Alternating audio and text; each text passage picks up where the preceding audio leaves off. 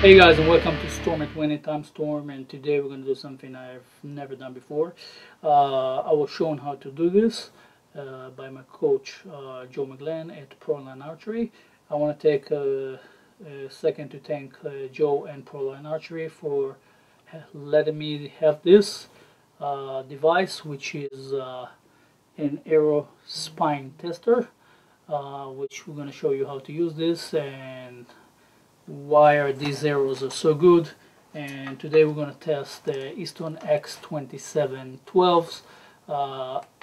These are aluminum arrows for indoor season, and I'll show you what is the reason I'm choosing this over carbon arrows and many other aluminum arrows. For my opinion, these are the best ones, and not just my opinion, a lot of top shooters worldwide shoot these. Either this for Lancaster in Vegas or the 23 arrows, 2312, 2314, 15, and they have the new one if you have a very long draw length, the 2318, which are stiffer. If you have a longer arrow, you need it. But we're going to test this one today. Let's talk for a second about what is the spine of the arrow. Basically, the way it's done when they make these arrows, what they do is either in this aluminum or in carbon, they wrap the aluminum and then stretch it. What happens is that there is a tiny line of, you can call it a weld, sometimes it is a weld, that is there in the arrow. You can't see it with your eyes because the arrows are being sanded, they're being perfected, but it's still there in the material. And that line creates a weak point in the spine of the arrow.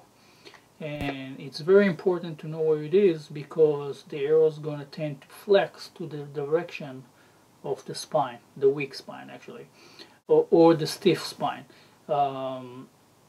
So you want to know where it is so you can put your fletching and your knock in the right direction, so it will fly for it. In my case, I'm shooting compound, so in compound you put the arrow on the rest on the bottom, so the arrow tends to flex up and down this way. Okay, if you shoot in recurve, usually they want to align the spine sideways causes the shoot it goes sideways, and the reason is because of the plunger on the side of the arrow. So that's the small difference between recurve and compound. So you gotta know where it is to make it fly better and to be more forgiving. And the reason you want it to be more forgiving is because if it's not aligned, what will happen? The arrow will flex. Now what happens when the arrow flex? It keeps flexing as it flies. And as it flies, you have the tip of the arrow on this side that flies. That tip of the arrow is going in some direction, up and down. As you can see, it's flexing and the tip of the arrow is moving. So if it reaches the target and you're aiming to a certain point, and that arrow reached the target at the flex moment, as you can see it's pointing down, it's going to hit the target and stick in it, not where you were aiming. So you might think it's a perfect shot, everything works perfectly, the stars are aligned, you aim perfect, your dot is on the bullseye, you align the pip, you align the scope, you have very clean execution, the release breaks perfectly, and still it hits in the wrong place. That could be a reason. And because of the flex, it just moves, as you can see, and it's going to hit, and it could move a lot and hit. That could make a difference between an X or 10 or a 10 and a 9. When you shoot competition, it's very important. So you want the arrow to flex in a more friendly way with the bow and to reach the target as straight as possible. So you will have more forgiveness and it's going to hit where you're aiming and not as it's flexing down or maybe up or sideways. It can go in any direction if it's not done properly. Now when it's done properly and you know that your spine is on this side and you put it on top, the arrow is going to fly up and down this way. Okay, and as you put the fletching, the purpose of the fletching is to make the arrow spin in the air as it flies, and that reduces the flex drastically. So the arrow, instead of flexing this much in the air, it's gonna flex a little bit in the air as it flies because it's spinning. The spin itself, once it flexes to one direction, it continues to spin. The spin goes to the other side before it goes to the full flex. Okay, the arrow will spin so fast that it will prevent the flex from happening.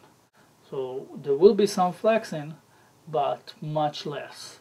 And a good fletching can reduce the flex by probably 80 to 90%. And as you can see, sometimes people, when they shoot and suddenly you see the arrow doing this, that's the reason the arrow doesn't fit the bow. The bow is not tuned for that arrow and doesn't have enough spin, might be, that it doesn't eliminate the flex. Okay, enough of that, and let's go to the spine tester. This is a very simple device, and the way it works, it's very simple. What you do, you place an arrow on it that can spin. You have the bearings on the side, and there you can spin it just like an arrow spinner, that you can check if the arrow is straight. The difference is that you put a weight in the middle of it. In this case, I believe this is a 2.5 pound weight that creates, if I'll take it off for a second, you can see that it goes up. As I leave it, you can see it goes down, and you could see the gauge spinning. And the purpose of it is for you to look at that gauge, and as you spin the arrow, it will move, because when you get to the weak spine, which is literally a weaker spot on the arrow, what will happen when it goes to the top of it, the arrow is going to go whoop down. Okay. Now the better the arrow, the less it's going to go down. The lower quality the arrow is probably have a weaker spine, and it's going to go more. Okay. Now I'm going to show you the reason why I'm choosing these arrows over any other arrows and carbon arrows. And I explain why, because why instead of carbon arrows. These are done differently than carbon arrows. The process in the factory is different. It's so different that it creates a complete different shaft. And what happens in carbon arrows, most of them, there is a difference if you shoot in X10s for outdoors, Easton X10s or Easton X10 Pro Tours for compound. They are done differently. It's a trade secret. Nobody actually knows how it's done except the people in the factory who are involved in that, and they don't let anybody knows about it, and it's very different. But regular carbon arrows, the way they're done, if you imagine a piece of paper, and I'll take this one for example, this card over here. So they take a piece of paper which is made of carbon, and we have sometimes other materials combined in it. That's why you see some other materials. And what they do, they roll the paper several times. And what happened, you have the end of the paper, and as you roll it down, there is this line along the shaft where the edge of the paper is. Now, after they do that, they do sand it down to reduce the weak spine, but it's always there. And the problem with carbon arrows, that sometimes if they're not very high quality carbon arrows that you can buy, they are done poorly, and you can find 2, even 3 weak spines in one shaft. So if you go around this shaft, you might have a weak spine over here, here, and another one next to it. because it was not wrapped consistently, and that will be a big problem. Now, if you're trying to fletch and align the spine to your bow and you have more than one, it will create a serious problem for that alignment. So that's why I choose this ones for indoor, and for outdoors I shoot the X10s, which are done differently. They actually don't have a weak spine. So let's see again how this works. Okay, I'm on the other side of the camera right now, so we can actually do a close-up. And as you can see, we are looking closer at the gauge and the arrow, so you can see when I'm spinning it and the reaction from the gauge itself. You might see a slight movement as I touch the arrow for the first time, because every time you just barely touch it, it moves. Now again, remember, each line over here represents 1,000 of an inch. So it's a very precise tool, and you gotta be very gentle with it. Recommended is the first time you put the arrow in, you just turn it a little bit like that, so the initial movement will be made, so it won't jump, kind of align into place. I'll calibrate this again. Right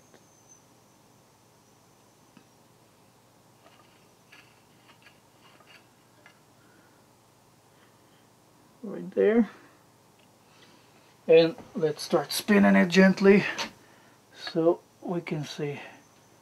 Sorry, that was me, I was just pushing on it, but look at the needle right now. As I'm starting to spin, there's an initial movement as I spin it, as I start, and then as I keep going, there's just nothing.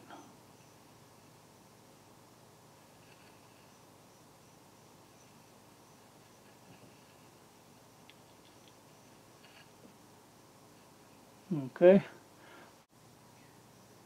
so hopefully you can see the gauge better, and you can see the arrow spin.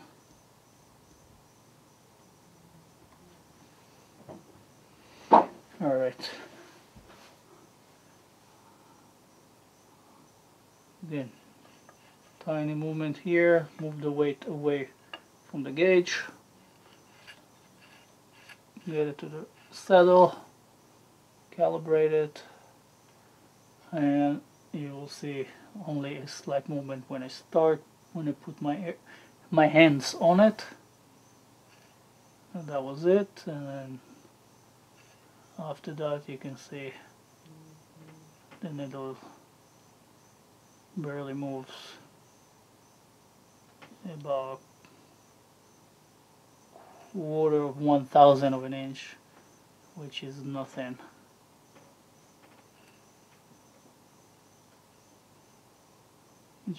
Most likely it's me moving it a little bit, push it on the arrow in the wrong place.